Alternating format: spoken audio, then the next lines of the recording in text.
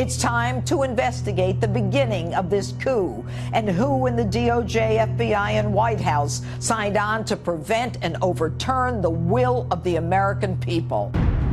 Grab your popcorn, folks. It's showtime.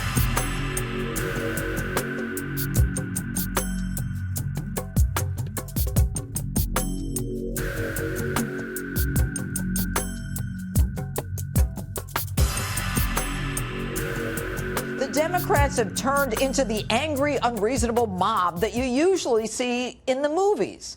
But have you ever seen a real-life bunch of crazies so desperate to hang on to a narrative dispelled by their own team that they're running around like chickens with their own heads cut off? Their one mantra: impeach anyone who gets in their way. And this week, it was this man, Attorney General Bill Barr. Now, Barr voluntarily testified before the Senate Judiciary Committee regarding his 4-page conclusion of Mueller's 400-plus page report. He did so until the whole report, subject to legally mandated redactions, could be released. No Democrats took advantage of Barr's offer to look at the less redacted report. They didn't even want to see it.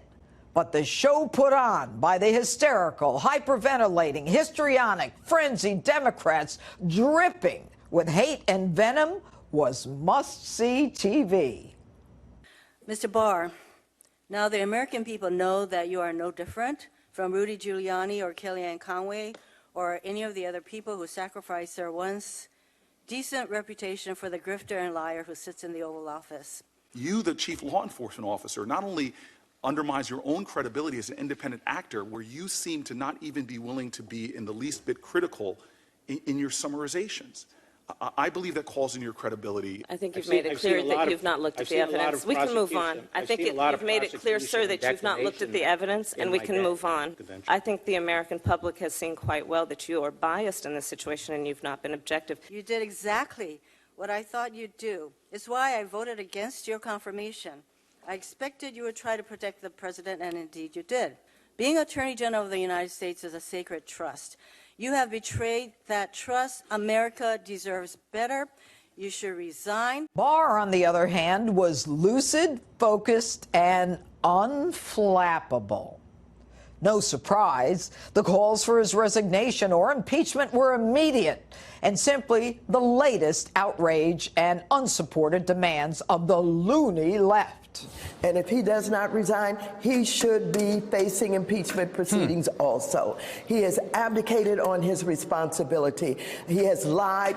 It is outrageous, and he needs to go. He lied to Congress.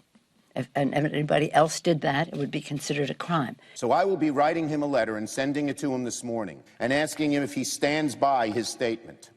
Because if he does, he should not be Attorney General.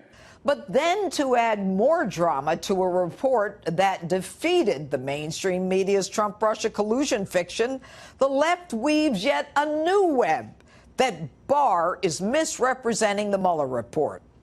A letter written to Barr on Mueller letterhead suggests that Barr's conclusions did not fully capture the content and substance of findings by Mueller.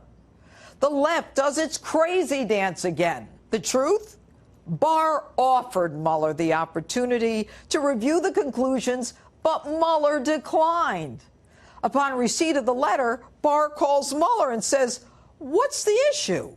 I asked him if he was suggesting that the March 24th letter was inaccurate, and he said no, but that the press reporting had been inaccurate. Now, ain't that special? Even Robert Mueller now thinks the mainstream media can't get the news right. Hey, Bob, go complain to your pals. Comey, have him call the New York Times, CNN, MSNBC. What makes you think that Barr can convince the mainstream media to say the truth? And next time, Bob, let's hope there never is one for you. Don't write a 448-page report and expect everyone to get it just the way you wanted it in 4 pages. Look, folks, the left simply refuses to accept that the Mueller investigation is over and that justice is coming for them. They are fixated on obstruction, but make no mistake. If Mueller wanted an indictment for obstruction, he would have recommended one. Hell, they even indicted George Papadopoulos for getting a date wrong. He could have recommended an indictment for obstruction, but he didn't. Didn't Mueller look into that for 2 years? Didn't he have an army of investigators, search warrants, subpoenas, a grand jury? Look, I said it weeks ago. It was political whoremanship. It was Mueller's attempt to satisfy an unsatisfied client by leaving crumbs that the Democrats could fight over. Now, this whole thing has been the biggest political con job and the closest attempt to a successful coup in American history. Everything I said in my book, Liars, Leakers, and Liberals, was right. They hate Trump, and they'll do anything, including subjugating the Constitution and our system of justice, to destroy the man.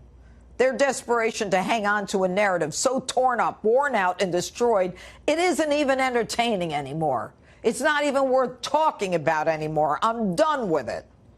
But what is worth talking about is how the tables will turn. Sources tell me there's an investigation into how this counterintelligence investigation into Trump began. It's time to investigate the beginning of this coup and who in the DOJ, FBI, and White House signed on to prevent and overturn the will of the American people.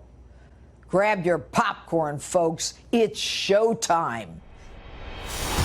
Multiple criminal leak investigations are underway.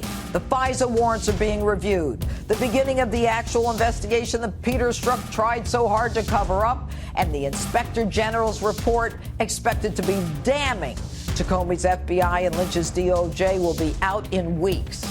And then it's real showtime for Obama, Brennan, Clapper, Lynch, Rice, Strzok, McCabe, Rose, and the whole Cardinal Comey crime family devoted to obstructing not only the will of the American people, but obstructing the very foundation of justice in this great nation.